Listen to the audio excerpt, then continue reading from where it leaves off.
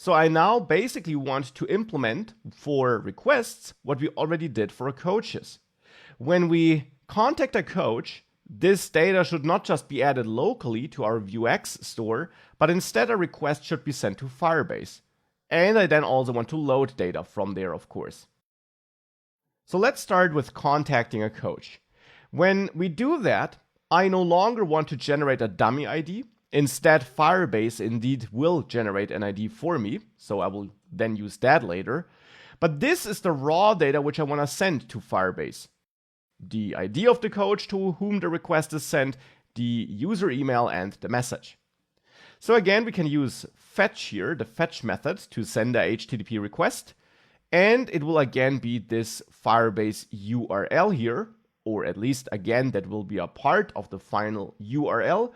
Because now I want to store all the requests being sent to a coach under the ID of that coach. So maybe we send that to requests / and then the ID of that coach. So payload coach ID here. And for that, I'll convert this to a template literal by using backticks instead of single quotes so that we can inject something into that string with this special syntax here and add payload.coach ID and then .json at the end. And this will create a new requests node on this Firebase backend. And there, a node for this coach ID. And then under that node, all the requests sent to that coach will be stored. Now, this shouldn't be a GET request, though. So we need this second argument to configure the request and set the method to post. This time it's a post and not a put request because I don't want to overwrite the existing data. I just want to add a new request. With every request that's sent, it's a brand new request that's being added to a list of requests. That's the idea here. And then here we need a body, so the data attached to the request, which of course should be the new request we're generating here. Now, just as before, this returns a promise, so we can use async await to await the response. And then thereafter, we can get the response data by awaiting response.json. And I need that data here because for a post request, Firebase will return the generated ID. It automatically generates a new unique ID for every entry that's posted, so for this new request. And I want to use this generated ID locally here in my Vue app, so I want to extract it from the response data that's being sent back from Firebase. We can simply set new request.id to response data.name. Now I'm adding a new ID property to new request with this line, and the response data object, which I get back from Firebase, will have a name field which holds this automatically generated ID. That's something you have to know. You can read it in the Firebase docs, or simply, of course, also console log response data to look into it. And there you will see it has this name field with the unique ID that was generated. Now, just as before, we can also check if the response is okay or if it's not okay. And if it is not okay, we could also generate a new error where we check if response data maybe has a message key that contains an error message, and otherwise we add our own fallback message, failed to send request, and then we could throw this error here if we wanted to. So now with that, we send requests to Firebase, and it's up to us how we now want to handle this in our front end. In the contact coach component, at the moment we dispatch this, and then we don't care whether that's finished or not. We immediately redirect, and behind the scenes the request will be sent, but we don't show the user any feedback. We show no error message, we show no loading spinner. And it's up to you whether you want this or not. It's up to you which experience you want to offer to the user. Maybe you don't want the user to wait until this request is sent. because for the user using the app, it actually doesn't make a difference. But maybe you do want the user to wait. So this is up to you how you want to implement this. I will not do anything here in Contact Coach. I will just dispatch this action. Behind the scenes, the HTTP request is sent. And then here, I don't implement loading or error handling. But of course, you can absolutely do this as an extra practice if you want to. But with that, if we save everything, we should actually have a working experience where we can contact a coach, at the moment ourselves here, send a message, and don't see it here, or actually we do because we stored it locally, but this is not fetched from Firebase, but we do see it on Firebase as well. Here, requests, then the ID of that coach, and then here, that request that was sent. Actually, we could also remove coach ID from that field, now that I think about it. Let's maybe do that. Let's delete it here, and let's make sure that in the data we're sending, in our action here, we actually don't include coach ID. Instead, let's add the coach ID only here after we send the request so that we have it in the local data with which we work, but not in the data which we send to the server. So here I will still get payload coach ID and add it to the local data, but it's now not getting sent to the server. Awesome. With that, our data will in the future always end up like this. Now we also want to fetch that data, of course. So here I will implement fetching just as I did it before. In the actions for the requests, we can add a fetch requests method, however you want to name it. And here, of course, we get a context. And I want to load all the requests for the currently active user. And that's important. Only the requests that were sent to this currently active user. So therefore, we need that user ID from our global state, from our global getters. We can get this through context. You might remember, there we also can access root getters and then simply get our user ID.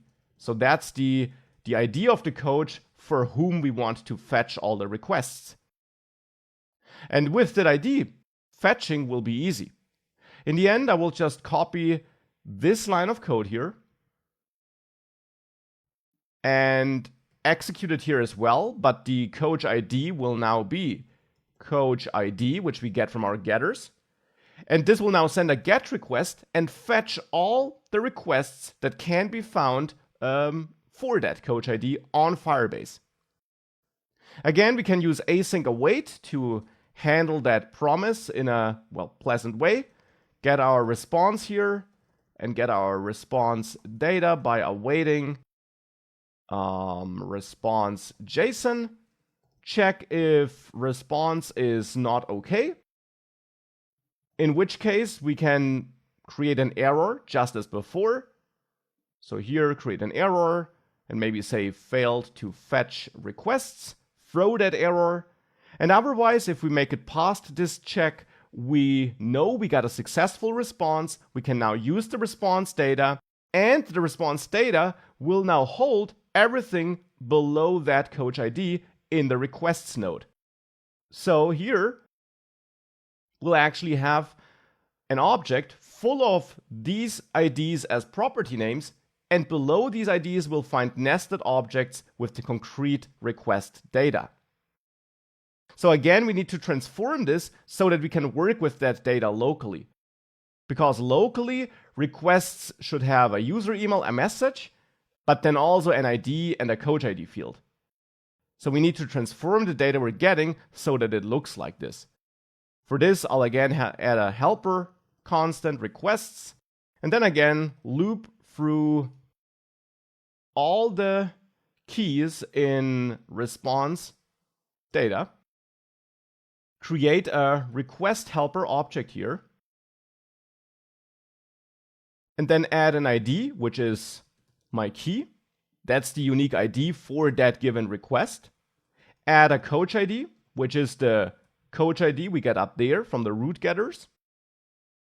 Then add a user email field, which is response data for that given key dot user email, because it's stored under that user email field on the backend. And then also here, add a message, which is response data for the given key dot message. Then we can add this to requests. And finally, once we're through that for loop, context commit and commit a mutation that receives these requests. Now that's a mutation I have yet to create. I'll name it set requests. Here we get a state and a payload. And basically the same as we did it for coaches will be done here. We set state requests equal to payload, just like that. And payload should be an array full of requests therefore. Hence we can now commit set requests and pass our requests as a payload. So these will be the requests our local requests are set to. And now we just need to dispatch fetch requests, well, whenever they should be fetched. And that, of course, should be the case on the requests received component. So there, it'll be the same pattern as for coaches. We can add methods and add a load requests method where we reach out to our store and dispatch the requests/fetch requests action. And then again, this will return a promise in this case because we use async await in there, and that automatically returns a promise in the dispatched action. So we can also use the isLoading approach here to show a loading spinner to the user whilst we're waiting for requests to be loaded. So here in requests received, we can add our data property and return a new data object with isLoading, which initially is false. Maybe already also with an error property so that we can handle errors. And then we can set this isLoading to true here. Add async in front of load requests so that we can await the promise returned by this action being dispatched. So that will then resolve once the request has been sent and the data is there. And then we set isLoading to false again. And we can also try catch this to catch any potential errors we might be getting. And then we can set error equal to error.message, or as a fallback, something failed, whatever. And now we can show a loading spinner if we're loading and show the error dialog if we got an error. So in the markup of this component, in the template, we can add our base dialog here for error handling. And actually we can copy the base dialog from coaches list, I guess. Just copy this base dialog over to requests received. Of course, we now also need to add a handle error method to clear the error if it has been handled. So add handle error, where we simply set this error equal to null again. And now for the loading spinner, here I want to add the base spinner below the header above the unordered list and show it if we are loading. And here we turn this into an else if and show this if we have requests and we're not loading. Of course, we can also merge this into one computed property if we want to, and else show this text. And if we now save that, I get an error because this should be this error to which I'm setting here. But now with that, we can save this successfully. And now we have to call load requests when this component is created. So in the created lifecycle hook here, we can call this load requests. So this method will be executed when this requests received component is created. And if we now save this and we reload here, we see a spinner and then our data. And with that, we got all the functionality we need here. Now, if I quickly change my user ID in my main store from C3 to C1, let's say, you'll see we got no requests for this coach, And we can now still register as a coach. Manuel Lawrence, let's say. I'm a web developer and data analyst. Let me help you with your career. Let's say we got our hourly rate, front-end and career. We can register this coach as well, because now we have a different user ID, which of course is some dummy data we're still managing here, but it is good enough for now. Well, and with that, of course, we don't see requests here for this user. But on the other hand, if I switch this back to C3, we now still have both coaches, but we now see the requests sent to the C3 coach. And that's the pretty much finished app, of course, still with the dummy user ID. That's something we'll fix or change in the authentication module. And there's one other tweak I want to do first in this module.